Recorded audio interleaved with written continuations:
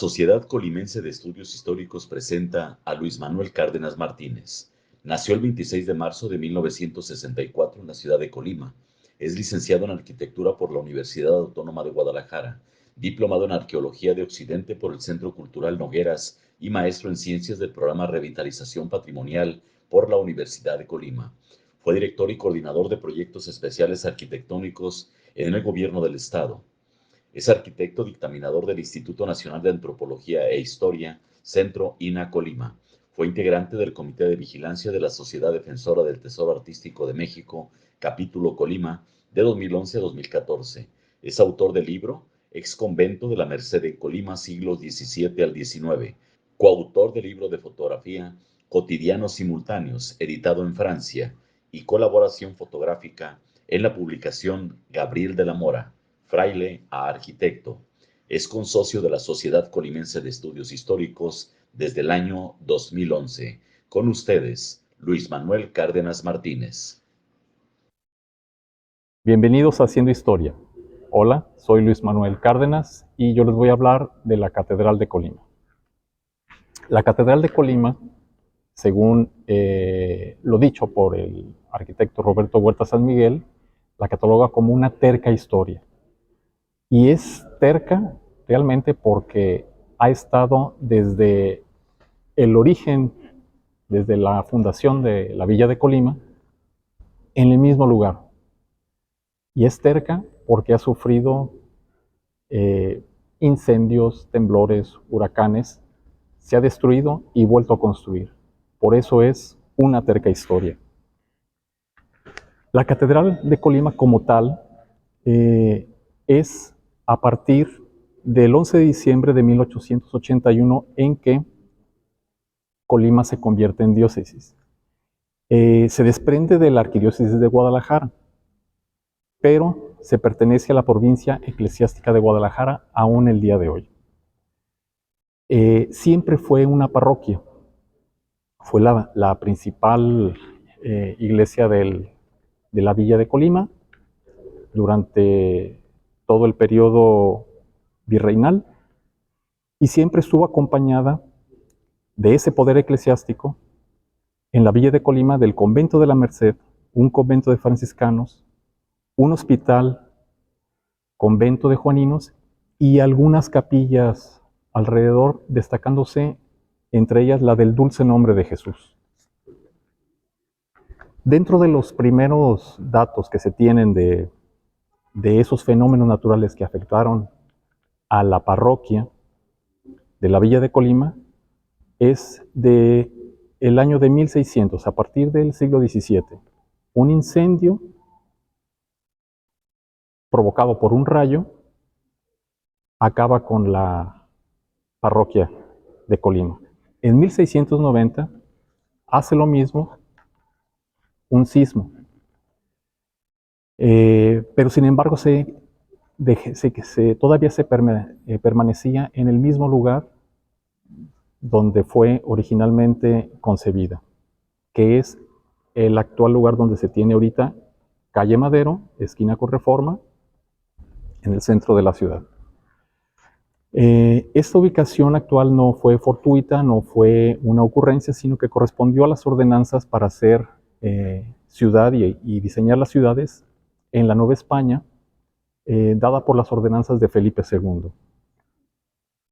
Como comenté, en un principio fue una iglesia muy sobria, hecha con horcones de madera, cubierta de teja de palma, con muros y empalizados recubiertos de barro, llamado bajareque.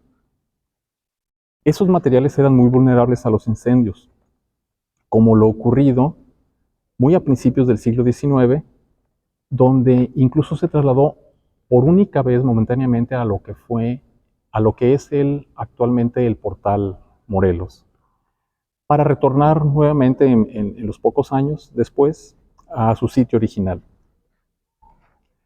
A mediados del siglo XIX, la parroquia fue dañada por otro sismo y se inician las labores de construcción.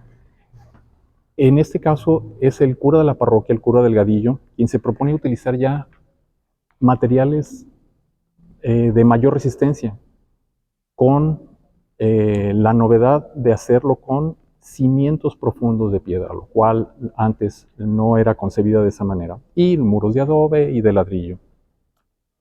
Aunque esto no fue suficiente, porque un huracán de 1862 le arranca la cubierta y otra vez se inicia una construcción. Ahora se contrata a un ingeniero agrimensor, que es un equivalente a un ingeniero agrónomo, y se autoriza en la Arquidiócesis de Guadalajara el proyecto y se inicia la construcción. Pero en una visita de la Arquidiócesis de Guadalajara, precisamente, detienen la obra por considerarla débilmente estructurada. No había un proyecto estructural, no había parámetros técnicos para decir esto no va a funcionar, sino que simplemente era a ojo de buen cubero y los jerarcas de la Iglesia de Guadalajara deciden que el proyecto del ingeniero Longines Banda no iba a resistir. Se le llama, precisamente por esa situación, se detiene la obra y se le llama a un alarife, lo que es el equivalente a lo que es un arquitecto. Y este alarife, de nombre Lucio Uribe, presenta un proyecto, se autoriza un proyecto y se reinician los trabajos de construcción. Este proyecto tenía un estilo neoclásico con torres y campanarios muy al estilo de la iglesia madre a la cual pertenecíamos, es decir, a la Catedral de Guadalajara. El proyecto de las torres de la Catedral de Colima eran un proyecto con unas torres muy similares en ese sentido. Se agrega a la catedral, se consagra, a la catedral en 1894, finalizando el siglo XIX. Sin embargo, pocos años después, entrando el siglo XX, en 1900, un sismo daña severamente a la catedral y se vuelve a iniciar un periodo de reconstrucción. En este momento es donde se modifican principalmente las torres del proyecto original de Lucio Uribe. Entre 1910 y 1930 se inicia ese periodo de construcción, que vuelve a ser interrumpido en 1941 por el sismo que afecta muchísimo a la ciudad de Colima, donde incluso una de las torres, la torre norte, la que está pegada a la calle Madero, colapsa. Y la otra torre estuvo muy dañada y se tuvo que demoler. Se inicia un periodo de reconstrucción a partir de los años 40, 50, con un nuevo material conocido como concreto armado y que era anunciado como antisísmico. Al proyecto original de la catedral, que no contenía concreto armado, en este periodo, por esta situación, por esta novedad del nuevo material, es reforzada con concreto armado y se rehacen las torres. En este periodo de 1950 a 1990, que fue el periodo de reconstrucción y donde se modifican las torres, incluso la fachada principal, es más o menos la fisonomía que aguarda actualmente la catedral. Incluso en este periodo hubo una integración de fachada de la catedral, lo que corresponde a la Casa Cural, con Palacio de Gobierno, donde en apariencia parece ser que es el mismo edificio, pero corresponde una parte a la catedral y otra parte es de Palacio de Gobierno. En la última remodelación que se hizo de Palacio de Gobierno, con el cambio de color, muy polémico por cierto, se definió la el límite de lo que es la catedral con Palacio de Gobierno, al tener la catedral su mismo color que conserva a la fecha. Un aspecto importante de este fin de siglo XX es el nombramiento de Basílica Menor, y la cual es la primera de Latinoamérica, en 1998, por influencia y empuje del obispo Gilberto Balbuena, que estuvo insistiendo en que se consagrara la Catedral de Colima a la Virgen de Guadalupe y se nombrara Basílica Menor. Está consagrada a la Virgen de Guadalupe porque hubo desde el siglo XVI una devoción en la Villa de Colima hacia la Virgen de Guadalupe. Incluso 4 años después de la aparición en el Cerro del Tepeyac, siempre hubo esa devoción. Y esa devoción la tenemos actualmente a la vista con ese traje típico femenino, el traje típico colimote, de punto de cruz, con la imagen de la Virgen. Es una tradición de que en el docenario ahora de la Virgen de Guadalupe, las mujeres colimenses sacan a lucir ese traje típico colimense con mucho orgullo, que es una cosa muy especial en Colima, no se da en todo el país. Incluso el tener en el traje típico una imagen religiosa también es un punto importante de resaltar, porque no se da mayormente en los trajes típicos regionales del país. Al interior de la catedral, afortunadamente tenemos el mismo, el proyecto original del siglo XIX en lo que es la arquitectura. Ese no ha sido modificado sustancialmente y conserva el proyecto original. Uno de los puntos importantes a tratar en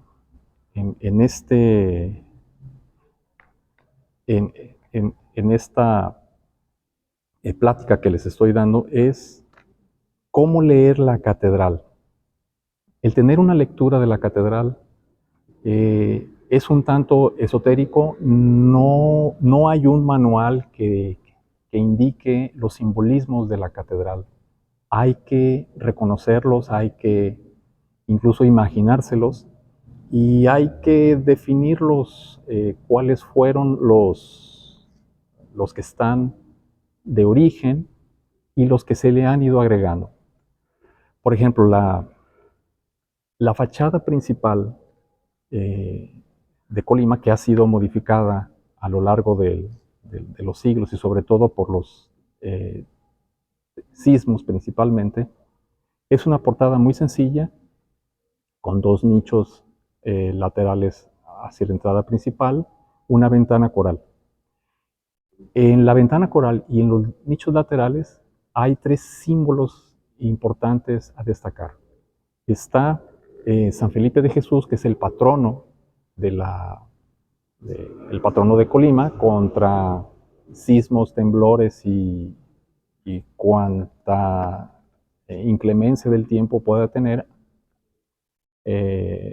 la ciudad como protección.